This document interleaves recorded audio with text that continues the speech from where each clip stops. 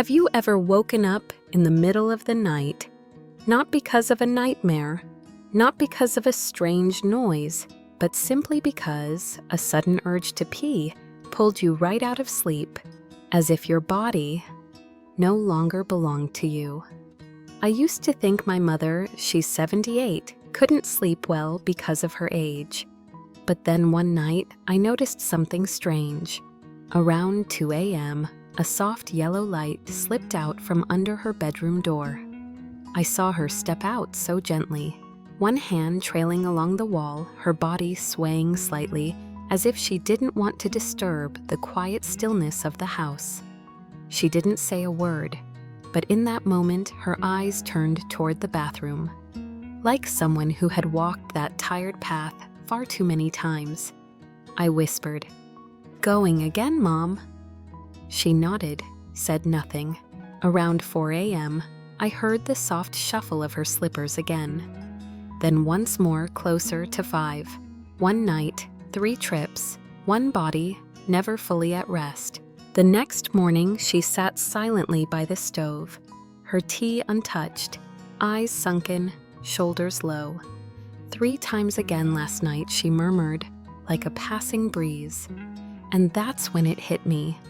Could something as simple as drinking water after 8 p.m. be shattering my mother's sleep like broken pieces of glass? Could one harmless habit quietly steal someone's peace at night for years, without anyone noticing? There are some things in life we don't even notice slipping away until one day we stop, look back, and realize they've been quietly draining us for far too long. My mother used to say, waking up at night was just part of growing old. Well, I'm old now, she'd smile gently, sleeping straight through the night. That's a luxury at my age. And for a while, I believed her. We all did. Until those midnight awakenings turned into a ritual, the same rhythm, night after night, 3 a.m., 4, then just before 5. Each time she rose from bed, each time I heard her slippers brush softly against the hallway floor, it felt like sleep was being pulled from her one fragile thread at a time, and I could only listen helplessly. In the mornings, she'd sit by the kitchen window, hands wrapped around a warm mug, but her tea would sit there, untouched. Her eyes didn't glow like they used to, her voice softer, her steps slower, and always the same quiet phrase, so familiar it blended into the background like an old song must be my age. But one night, after her 3rd trip to the bathroom, something inside me stirred. I started to notice. I remembered every night around 8 o'clock, she made a cup of ginger tea, then a glass of warm water with her pills, then another sip just a little while watching the evening news. 3 small drinks, nothing much, but all of them. After 8 p.m., I looked it up just to see, and there it was, one quiet sentence that made my heart drop. After age 65, the bladder becomes more sensitive. Even small amounts of fluid after 8 p.m. can cause up to 3 awakenings per night. I kept reading. It's not aging that steals your sleep. It's the way old habits no longer match a changing body. The later you drink, the more likely you'll wake. And each time, your brain is pulled out of deep rest like a sudden tug on a dream. And suddenly, I saw the truth. My mother, who had cared for us all those years, remembered every dinner, every medicine, every tiny detail she never knew. Her own body had been asking, quietly, for a different kind of care. Not pills, not machines, not more rest during the day, just a change. One simple habit so small it felt harmless. But every night, like a slow drip of water, it was stealing her rest. Not with noise, not with pain, just a quiet rhythm pulling at her until fatigue became the new normal.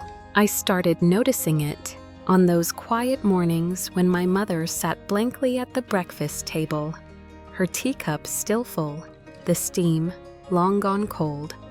Her eyes weren't looking at anything, just drifting, like she was searching for something, lost deep inside herself. I asked gently, "How many times did you wake up last night?" "Mom?" She didn't look up, just gave a faint shake of her head. "Don't know. I just feel tired all the time." I didn't press, didn't say much, but from that day on, I started keeping quiet notes, a sort of secret sleep journal, just for her. Scraps of paper, tiny details. What time she drank her tea, what time she took her pills, what time she woke up in the night. The pattern appeared faster than I expected. On the nights she drank, after 8 p.m., a sip of ginger tea, a glass of water with her medicine, even just a swallow during the evening news. It always played out the same way. Around 3 a.m., the first trip, then again around 4:30, sometimes just before 5, the soft shuffle of her slippers again. But on the nights she didn't drink after 7, or forgot altogether because of a phone call or a show on TV. Something changed. She only got up once. Some mornings, she slept until nearly 5. Something I once thought was impossible. I gathered all those little notes and stuck them to the side of the fridge. At the top I wrote in big letters, "Mom's sleep map." One day she walked by, glanced at it, and let out a soft chuckle. "Looks like one of my old clinic charts," she said. But she didn't take it down, didn't move it. Maybe some part of her felt seen. That evening I made a small change. I swapped her usual tall glass with a smaller porcelain cup, delicate and floral, like the ones she used when I was little. I placed it gently at her seat around 6 p.m., filled it with warm water just enough. And when she came to sit, I simply said, "Let's drink a little earlier tonight, Mom. That way, maybe you won't have to get up later." She looked at the cup for a long moment, didn't argue, didn't nod. She just lifted it, took a small sip, and set it down again. That's when I knew she was trying, not because I told her to, but because her own body was finally being heard. That night, I stayed awake past 2 a.m. listening, waiting. Would I hear her door open, the slippers, the water running? But the house stayed still, no footsteps, no sounds, just the soft, steady tick of the old clock in the hallway, like a calm breath resting between beats. In the morning, she stepped into the kitchen, hair still tousled, but her eyes clearer.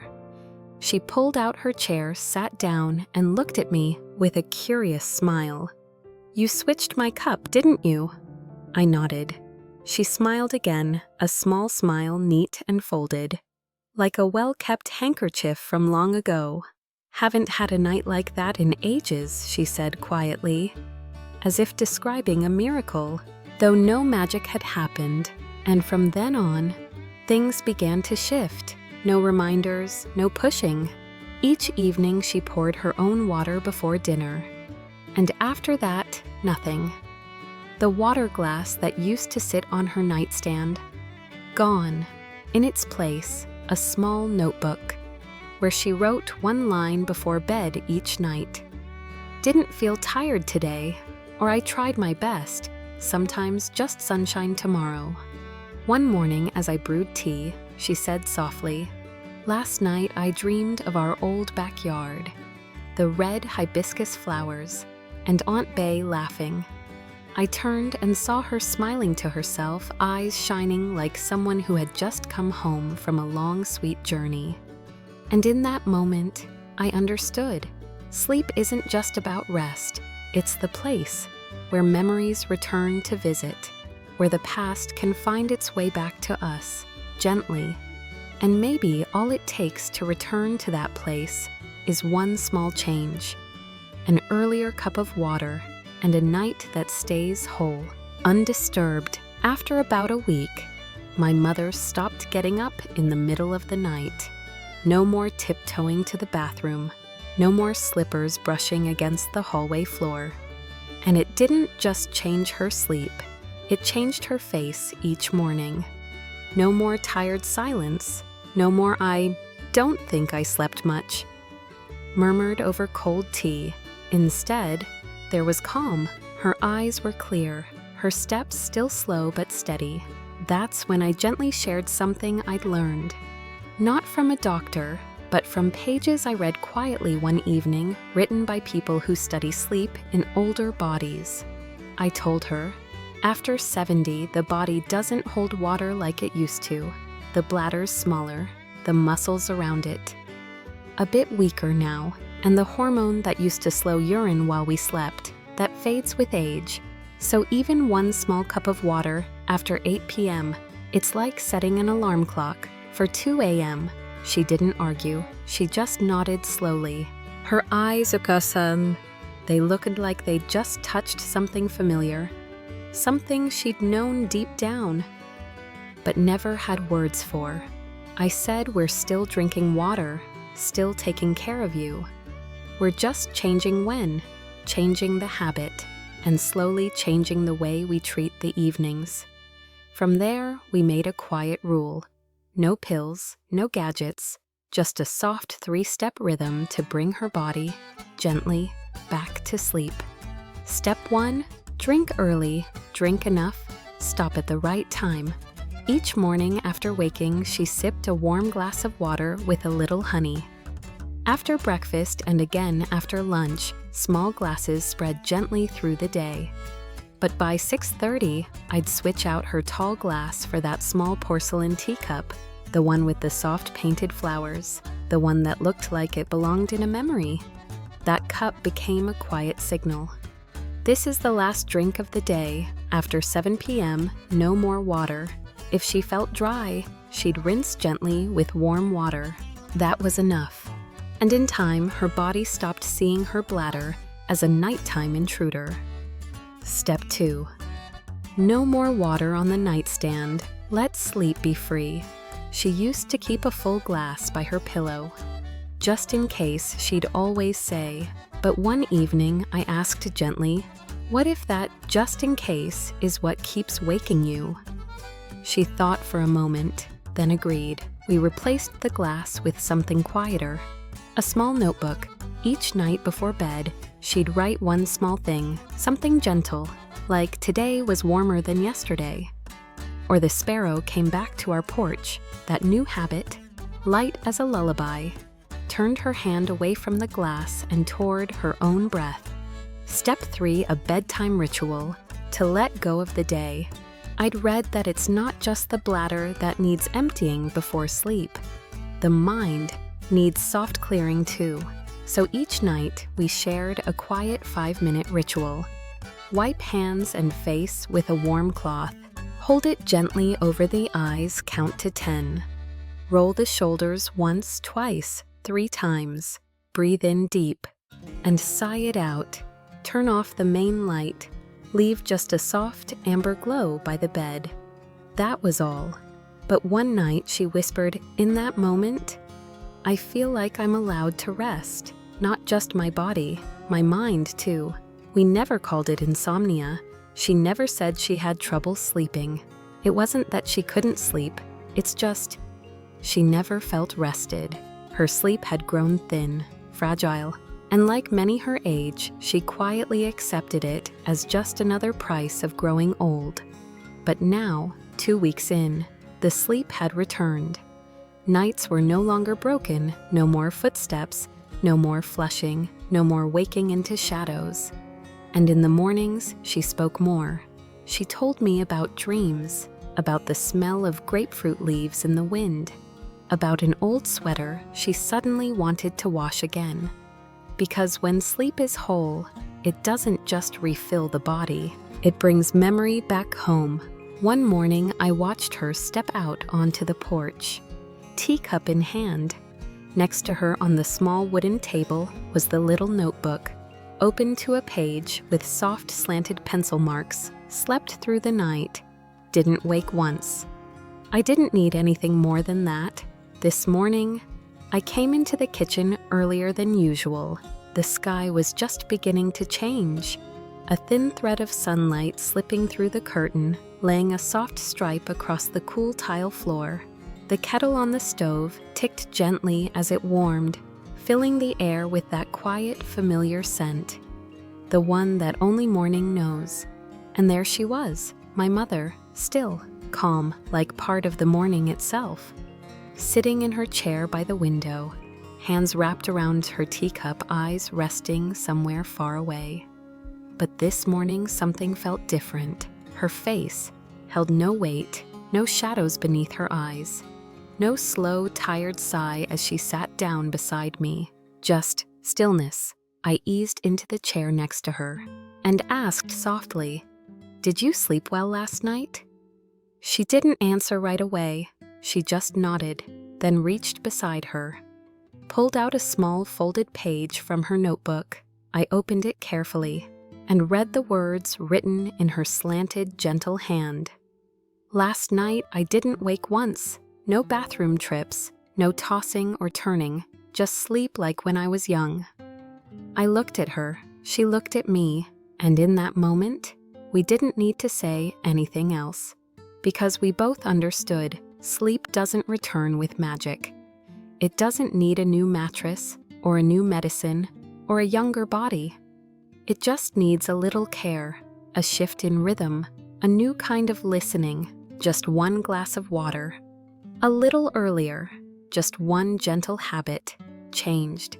Because sometimes, what steals our rest isn't our age. It's something small we never thought to notice. And if you're here watching this, maybe you know someone too. A mother, a father, a partner. Maybe it's you, waking 2-3 times a night, thinking, "This must be what aging feels like." But maybe it's not age at all. Maybe it's timing. Maybe your body has been whispering to you all along, "I want to sleep through the night. You just haven't let me." So tonight, try this. Take your last sip before 7 p.m. Leave the glass in the kitchen. Write down one small thing you're grateful for before the light goes out. And then, lie back. Let your shoulders fall. Let your breath slow. Let your body do what it's been longing to do for years. And if tomorrow morning you wake up without rubbing your temples, without sighing as you stand, without dragging a night's heaviness into your day, come tell me. Leave a little note, just a line. "Last night I didn't wake," or "I tried it, and it helped." Because someone else will read it, someone who hasn't slept well in weeks, and they'll try too. And maybe that one whisper of hope will carry them into a full night's rest. Because everyone deserves that. Whether they're 70 or 80, or just a grown child still quietly keeping watch over the one who once watched over them.